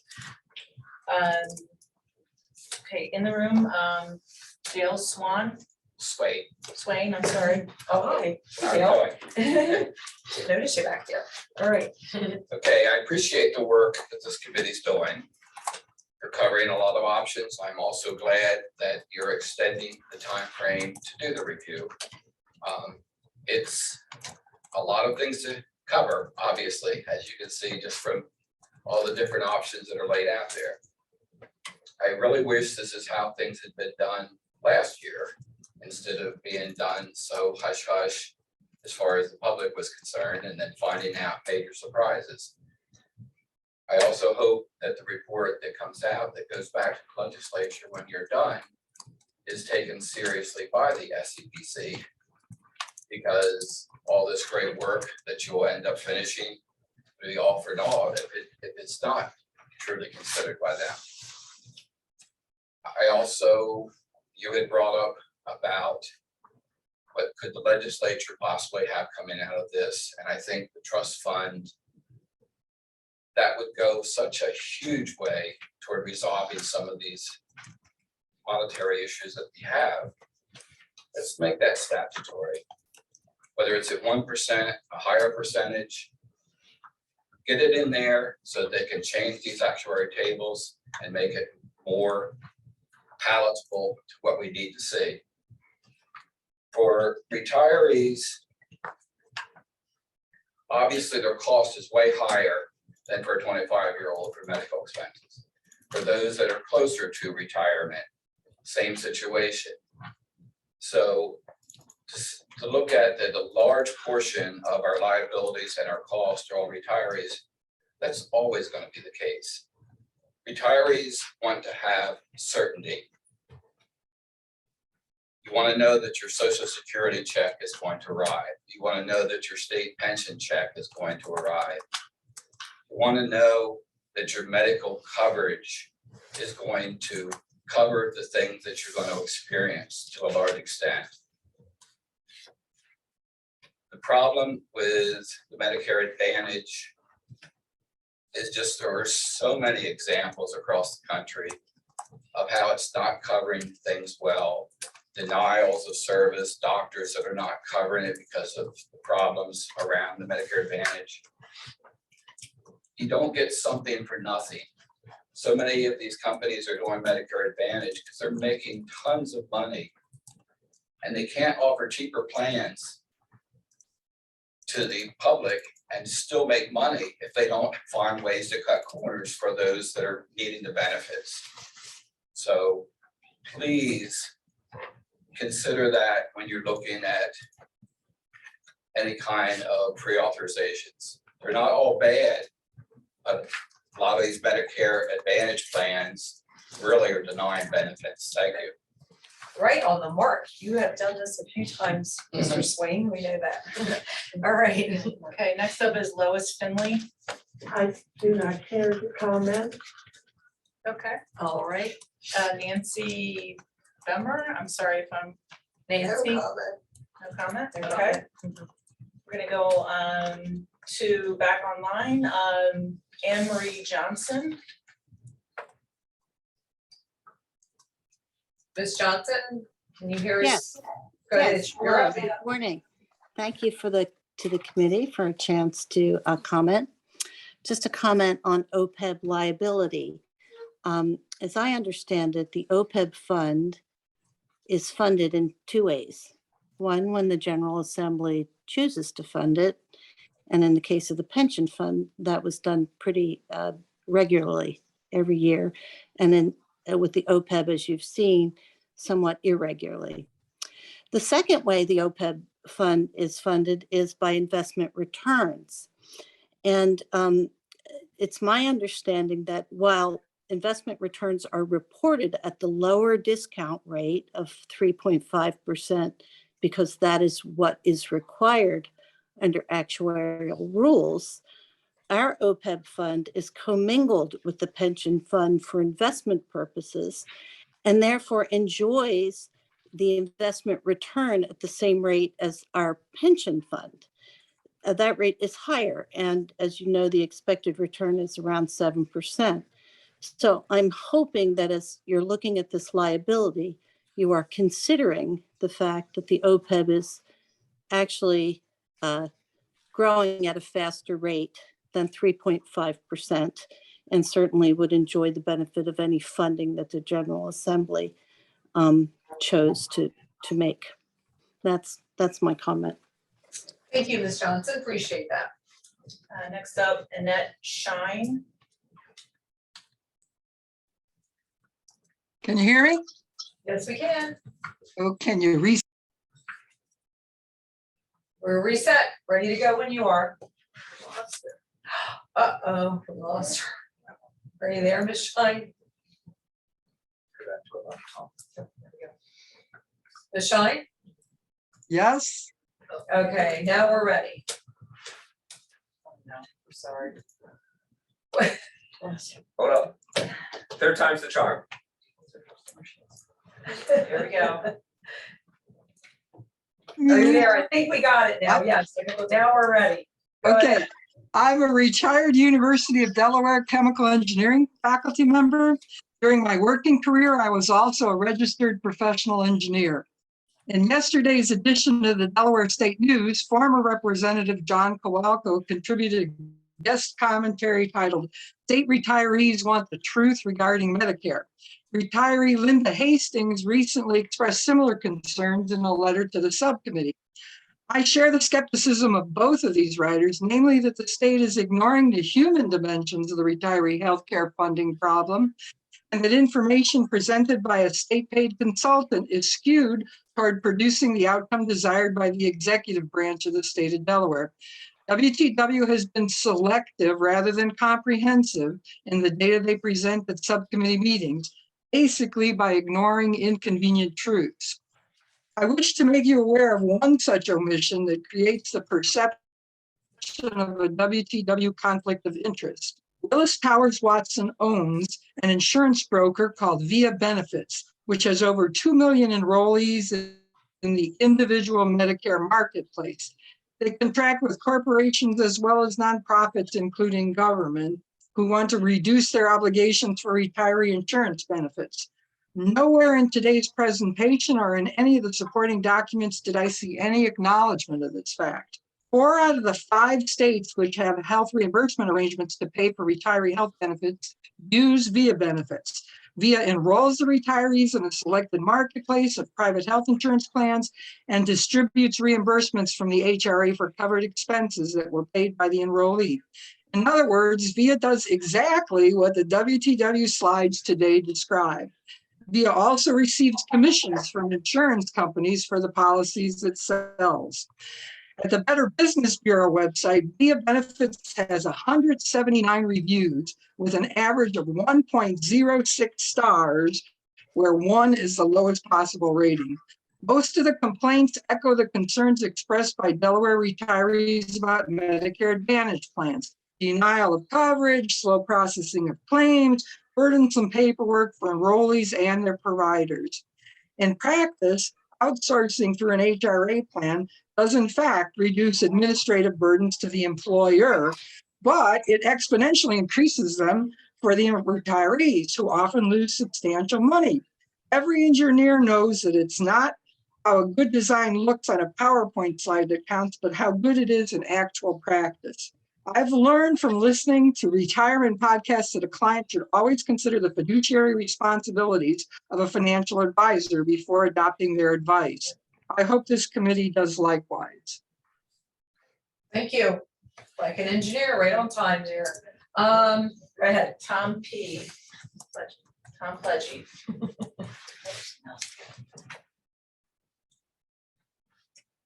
Tom Okay, Pledgey. yep, can you hear me? Now we can. Go ahead, sir. Okay, excellent. 2 quick points. One is in support of what Jeff was saying before. I'm particularly interested in the Plan F option. My understanding was Plan F, you had to have qualified for Medicare before 2020, I believe it was. The last time we looked at some numbers in that area, about 2/3 of the state retirees on Medicare qualified before 2020. This should be a relatively simple answer for this. Do we have 2/3 of our retiree population eligible for Plan F, whether or not you go ahead with it or not? The second is the additional question that Jeff had, and I think it was Karen before mentioned, on this MedicFill RFP. I thought the question that Jeff, you had was the MedicFill plan bid before? You were not talking about before 2021's was the THA RFP that was recently awarded, because you were on that selection committee. So I don't think you were talking about that RFP. What is most important is, when was the MedicFill plan bid the past 10, 15 years? And where can we get a copy of that RFP? Because when fellow retirees requested a copy of the current Highmark contract for MedicFill, all we got was pages of blanked out information saying it was proprietary. Maybe the simplest answer, Faith, you could get for us as the administrator and signer of that contract is, can you tell us how much is Highmark paid every year for administering that program? And how does that rate vary among other providers that could provide that service? Because maybe that $4,000, was it $900 a year that we see going across that high line, maybe that could be less than that amount. We don't know. Okay, so that's the question. Jeff, I don't mean to take your thunder, but those were excellent questions you had there in terms of why not the F plan, and show us the truth about MedicFill and what's been done. Thank you all. Okay, thank you on time there. Okay. Steve LePage. Hi, Steve, your turn up, sir. Yes, can you hear me? Yes, we can. Okay. So, with the pension fund, we had in the early years, I guess there were some issues with the pension fund, and it wasn't fiscally sustainable. So there were some things put in place that made it a pretty stable fund. The OPEB liability is much the same way. So I'm just wondering if the legislature, and I know we have 4 of them here on the board, but what are they willing to do? Are you willing to legislate a 1% budget carve out every year? Are you willing to tell the governor that you can cut the payroll, but only to a certain amount? Are you willing to designate that in any surplus year, that 1% of any surplus also goes to OPEB? And then taking into totality all of that information, how much of that will affect the OPEB liability on an actuarial basis? I think we first have to become, fiscally responsible and disciplined. And I think we need to do that, and then go from there and see what we have left over to fill in the gap. Thank you. Thank you very much. Mary Graham. Can you hear me? Yes, we can. Go ahead, Mary. Thank you, Lieutenant Governor and members of the committee. First, I have a request of you, Lieutenant Governor. I would really appreciate it if the data and materials of the Department of Finance on the finances issues and OPEB could be given out in advance of the meeting. It would really help those of us who've done all this work on the numbers if we could be looking at it in advance, so we could better follow the presentations and perhaps make comments. And I assume, of course, it's not meant to be disrespectful, but I have to say it does feel a little disrespectful given how much work we've put in, and we'd like to feel that we're making a contribution. I feel like we are trying to look through the windshield. So I would really appreciate if that material could be made available in advance of the meeting so we could see it then. The second point I want to make, and we heard today that somebody had mentioned to, I forget which representative, but that, gee, what's the big deal about prior authorizations? I've experienced them before, so what's the big deal? Well, and I've also heard Secretary DeMatteis make that comment before. Well, it's actually a big deal. And if it's a long book, but if any of you felt like reading it, there's a wonderful book called Elderhood by Dr. Louise Aronson, and she's gotten awards for this, for her experience with treating elderly people, and especially the practical impediments that seriously interfere and result in problems for their medical care. And I would submit to you that prior authorizations are exactly like that. I analogize it to the fact of many of us bought houses when we were young, and we had no problem with the stairs. We happily run up and down them, or did do that. But as people get older, we know that that's not always possible, and they have a problem with them. And that's like prior authorizations. Only add to that, when it comes to Medicare Advantage, it's like another story was put on the house, and there's twice as many steps, or maybe 3 times as many steps, because we know with the Highmark Medicare Advantage plan, there's 2,030 prior authorizations for procedures, and then there's another 7 pages for medications. So I would submit to you that it is just not reasonable to compare the circumstances of prior authorizations for younger people and when people are 70, 80, 90, or 100. Thank you. Okay, thank you. We'll move on. Joan Del Vittore, Ms. Joan, and thank you. And Senator and Rep, thank you for closing out. I'll tune in online. Thank you. Can you hear me? Yes, we can. I'd like to start with a short question from today's presentation. We know that the network in Highmark Blue Cross Blue Shield is considerably smaller for the Medicare Advantage plans than it is for the plans that current employees would be on. I'm wondering if anybody has compared the pre-approval requirements. Are we sure that the current employees have the same 2,030 pre-approvals that are in the Medicare Advantage plan? We already know that the networks are different, so is that also different? And I would endorse what Mary Graham said, that an older person is likely to use the system more, under critical conditions where you've suddenly collapsed, and also less able than we were years ago to be able to navigate, let's say, pre-approvals or appeals than we were when we were 30.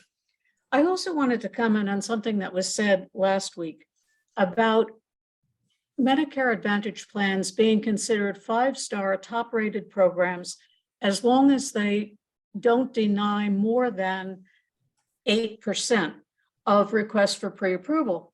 Well, if we unpack that a bit, of course, that's the way the rules are, because the insurance industry is one of the biggest contributors to congressional campaigns across the country. If you look at websites that track this, you'll find that the insurance industry is often the biggest contributor. The fact that something is legal doesn't mean it's right.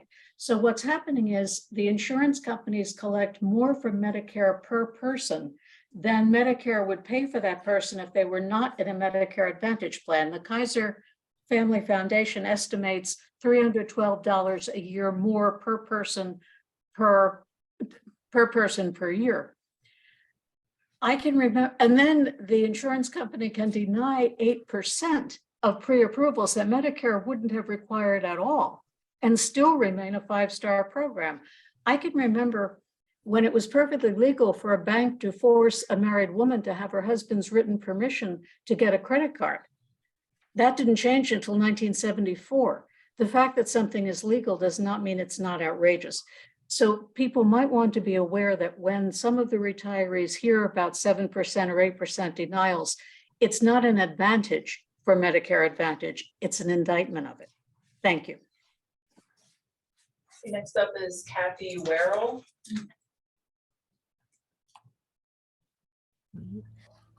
Can you hear me? Yes. Okay.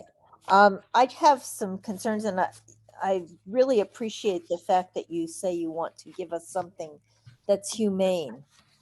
The list of pre-approvals is inhumane. I submitted a question before on the Q&A section, and I don't know if it came through. But for those of us who have pre-existing conditions, and most elderly people have pre-existing conditions, We don't have time for pre-approvals.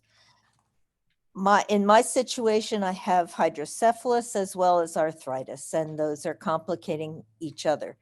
I don't have time to get a pre-approval every time that the doctor needs another CT scan of my brain to make sure that the shunt is still working. I know that probably in 5 years or so, they'll need to do brain surgery again to replace or whatever they do to the shunt to keep it working. But that's essential for me to continue to function. And I don't feel that Medicare Advantage is humane with that list of pre-authorizations. And I'm also very concerned with the network. I want to keep my current doctors, and I think most people do. So I don't know how you're going to address that, but I think that you need to make sure you don't let the dollar sign make us go to an inhumane path of Medicare Advantage. Thank you. Linda Hastings. Hi, can you hear me? Yeah. Great, okay, thanks. I did send a letter to everybody on the committee earlier this week, and I'd like to reiterate my last point from that memo, which is that when you talk today about the committee is off the hook a little bit because of the proposed actions of the SEBC, well, we retirees are not off the hook because HB 75 section 101 still directs the SEBC to go ahead with Medicare Advantage. You all weren't hardly talking about Medicare Advantage today, but you notice we retirees are, because it hasn't gone away from us. It's still in the budget. Please, you need to talk about, and by May the 1st, you all need to make some recommendations about taking that out of this year's budget. The SEBC should not be directed towards imposing that on us. You need to take it out of the budget. You need to do that now. My second point today is that about HRA. I have to tell you that I entered this conversation knowing nothing about HRAs. Of course, this time last year, I didn't know anything about Medicare Advantage either. So I've had to learn. But for HRAs, I didn't start with a negative feeling about it. I didn't know. So I've been trying to listen. I worry that you all are making the same mistakes with HRAs that you made with Medicare Advantage. And that is that you're only talking about it budgetarily, and you're not talking about what it will mean to us as consumers, the human aspect of this. And so when Annette Shine did her research and found out that the Better Business Bureau gives the WTW subsidiary that runs HRAs for all but one of the other states, almost the lowest possible score, that scared me. It ought to scare you. You should look at the Better Business Bureau and see what people are saying about HRA, and HRA the way it's run by the WTW subsidiary. It's not good. It looks just like the stuff people are saying about Medicare Advantage. With regard to the meeting on April the 17th, you had said, I think, that was going to be public comments because you wanted to give us a chance to talk about your recommendations. Well, now apparently you're not going to have any recommendations. So I'm not sure what we're going to be discussing from the public on April the 17th. Maybe you should come up with some recommendations before you give us a big slot to respond to that. And also any materials that are presented as slides should be part of your minutes and therefore should be. Hastings? Yep. You hit time. I'm done. Thank you. Thank you. Just gonna go back and see if Diana Noonan. Hi, I'm sorry, I had technical difficulties. All right. My comments reflect the concerns of my husband and I only, and as in response to March 27th consultant presentations, which contain falsehoods concerning retiree coinsurance and plan limits Pages 10 and 20 contain outright untruths, and several other pages are misleading. You would have to be woefully uninformed to believe the information presented by the consultants and the literature generated by Highmark and the state. Anyone can produce charts and statistics that support the desired outcome, but that does not make them true. The nearly $300,000 spent on the consultants would have been better spent bringing down the shortfall that the state is responsible for creating. The committee must exercise due diligence. So far, it seems that the focus has been on reaffirming Medicare Advantage instead of delving into the what Medicare really entails concerning its monetary impact on retirees and the state and its cost to retiree health and welfare. I have submitted an 11-page document that compares the medical benefits chart in the Highmark contract with coverages under Medicare and Medicaid. There is proof in Highmark's own medical benefit chart that the plan does not cost retirees zero, as indicated in the literature provided by Highmark and the state. If you can pay the lawyers and consultants, you should be able to come up with a solution to this state's problem. There's no excuse for not funding this item for over 18 years and then dropping it on the backs of retirees who are on fixed incomes with a history of dedication to their job. There is also no excuse for members of the committee or the SEBC committee to not be familiar with the contract between Highmark and the state and its contents. How can you recommend without knowledge and information in these documents? Speaking to this, the issue of medical coverage for seniors will affect nearly 30,000 retirees financially and medically. This issue is not is a financial issue for the state, but it's a real financial concern for retirees who live on fixed incomes and did not have jobs that paid large salaries. So our savings are limited.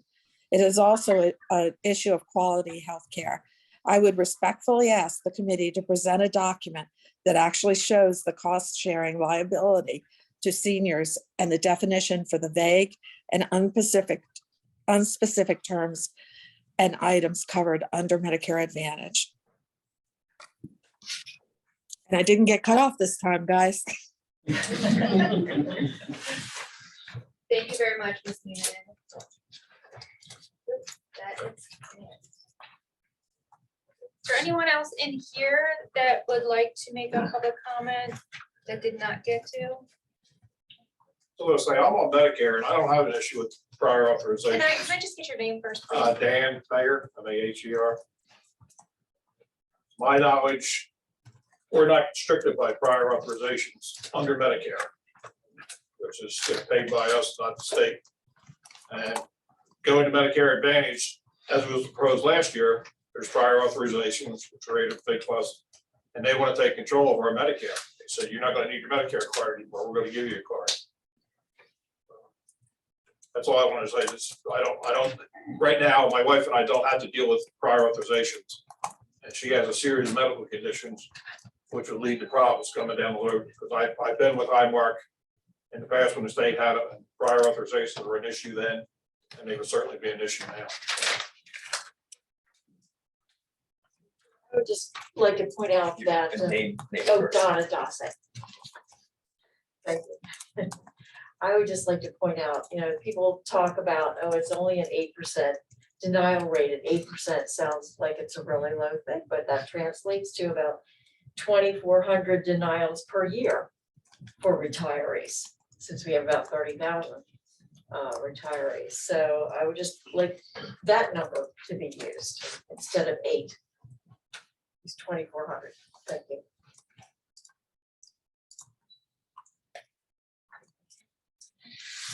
Senator Townsend, any closing comments? Mr. Anderson. Yeah, what's going to happen with this? I believe We will get it publicly we're gonna, posted. so we'll be posting Mr. Emsley's draft that was seen up on the screen. We'll be posting Secretary Geisenberger's presentation that was up there. The presentation that Senator Peterson mentioned of the articles is already on that site. And I want to thank DHR for having so much put up on Friday. Everything that was available on Friday was put up on Friday. Things that came up subsequently are being posted this afternoon. And with that, I'll look for a motion to adjourn. Is there a second? Second, all right, we are adjourned. Thank you all.